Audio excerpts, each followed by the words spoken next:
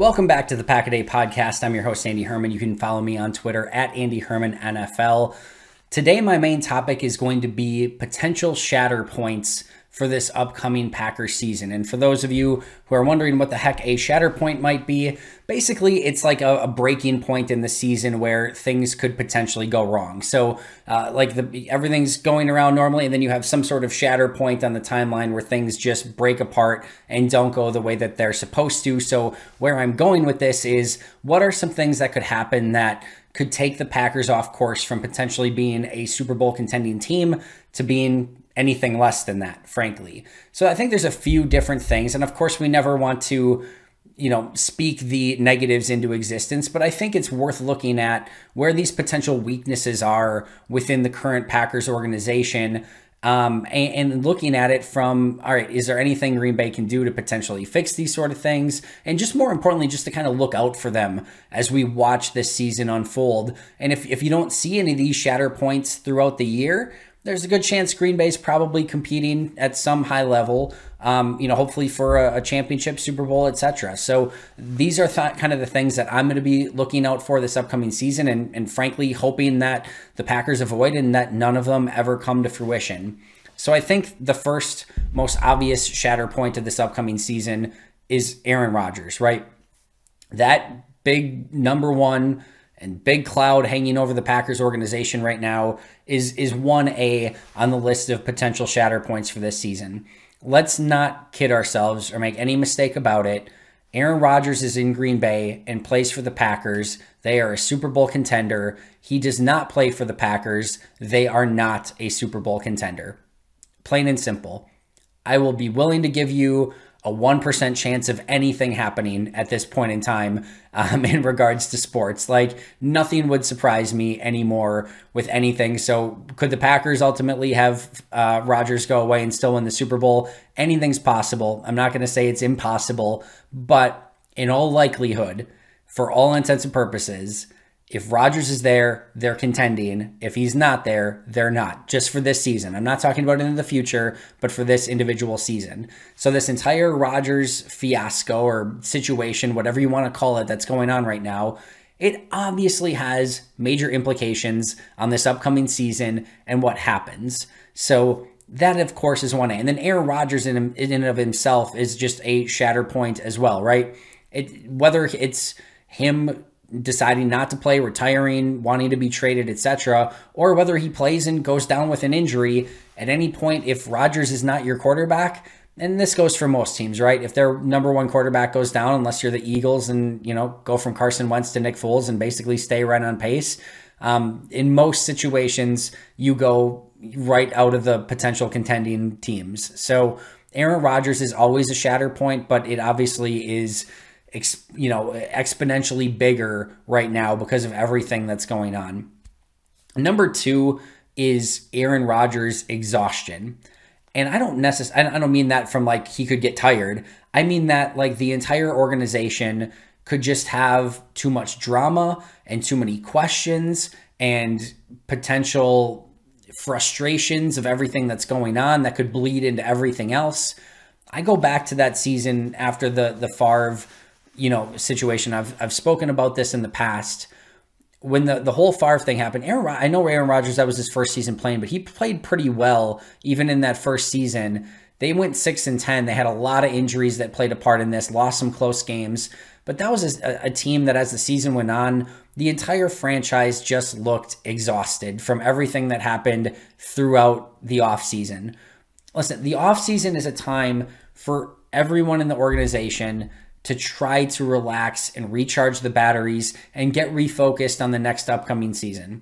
Let's not pretend that the Packers didn't just come off a very devastating NFC Championship loss, which I'm sure there's a hangover effect on, that now you've had an offseason of drama and wondering if Aaron Rodgers is going to be back, anonymous quotes of people in the locker room already that are wanting to know, hey, are you in or are you out? We are a family. We want you. Like, all of that stuff can play a part.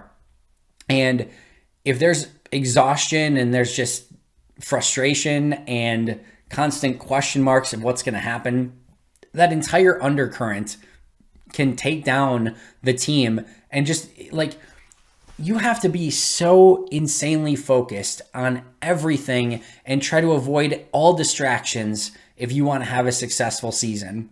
Like, and even then, there are so many things that can derail you throughout the course of the year. And I have full faith in Matt LaFleur that he can navigate just about anything, but some things are almost unnavigatable. And if you have a situation that's that big of a deal and your quarterback may or may not be playing, and who knows when he reports, like all those things can just be an ultimate distraction. And that entire distraction, exhaustion, frustration could potentially be a shatter point for this Packers upcoming season. And obviously, if you're looking for the opposite, you just want Rodgers to report sooner rather than later, say, hey, water under the bridge, let's go win a Super Bowl, and everything can kind of fix itself very quickly from there. But if it doesn't happen, again, that's a potential shatter point. I think the other thing, and this kind of goes right along with that last point, is could the Rodgers situation have other rifts within the organization? Could it cause issues with Devontae Adams in the front office because he wants to, with his contract, because he wants to know what's going on with Aaron Rodgers?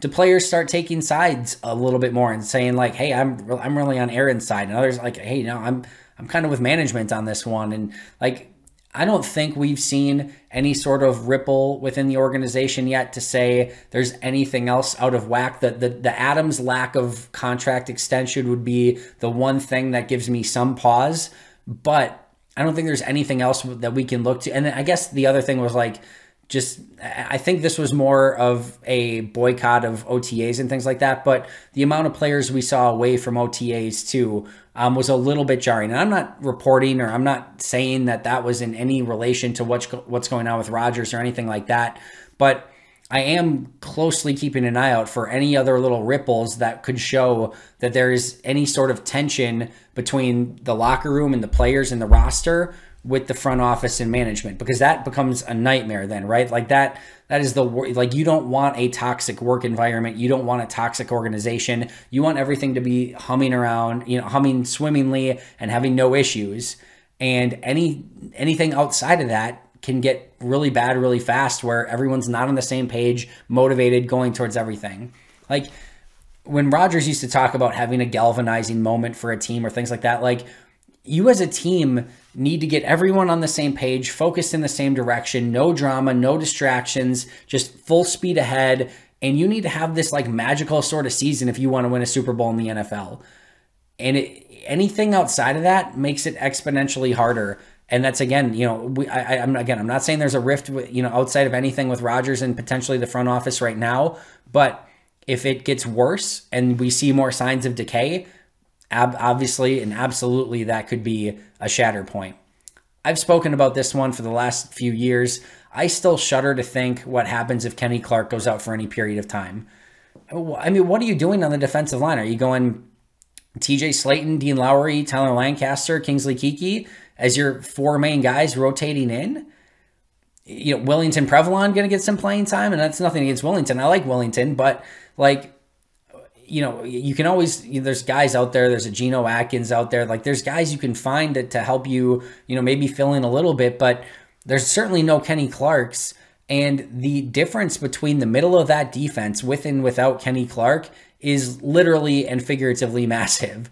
So that's something that I'm always looking for. Is I think if Kenny Clark's out for any period of time, you could run into another 49er situation where teams legitimately could just run all over you and you don't have any sort of specific way of stopping them. And that's how important Kenny Clark is. And again, he makes things easier on the pass rushers, the other run defenders inside. He makes things easier and then when he's getting penetration inside and the pass rushers are having success, makes things easier on the corners and the safeties and the linebackers, all of it.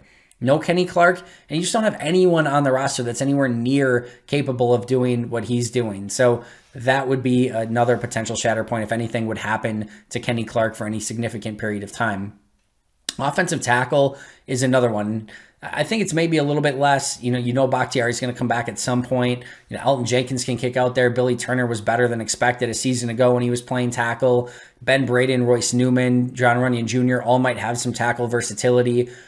All that sounds great, but if David Bakhtiari takes a couple months to get playing, you could be looking at Elton Jenkins and Billy Turner as your two tackles, for those first couple months.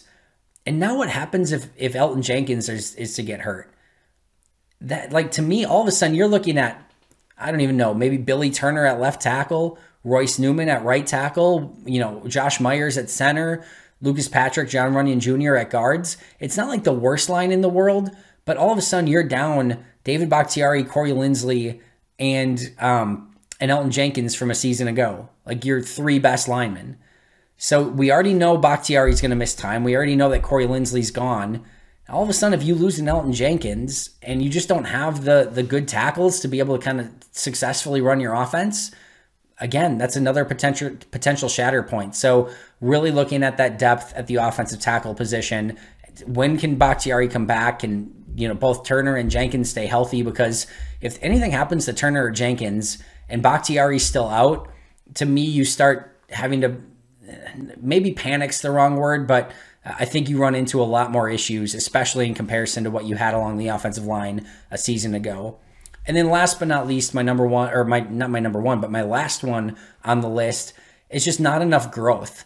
And one of the things that I'm constantly looking for is sometimes you need a little bit of juice and excitement added to your team to have that excitement and to take a step forward. I was really impressed with Green Bay a season ago with basically not adding anything to the roster, right? Jordan Love is a first-round pick. Josiah DeGuara gets hurt. A.J. Dillon plays like 125 snaps. Like, they get Chris Barnes as an undrafted free agent that plays a decent amount of snaps. Kirksey plays a decent amount of snaps. But, Funchess doesn't result in anything. Rick Wagner played snaps, but that was in replace of Brian Bulaga.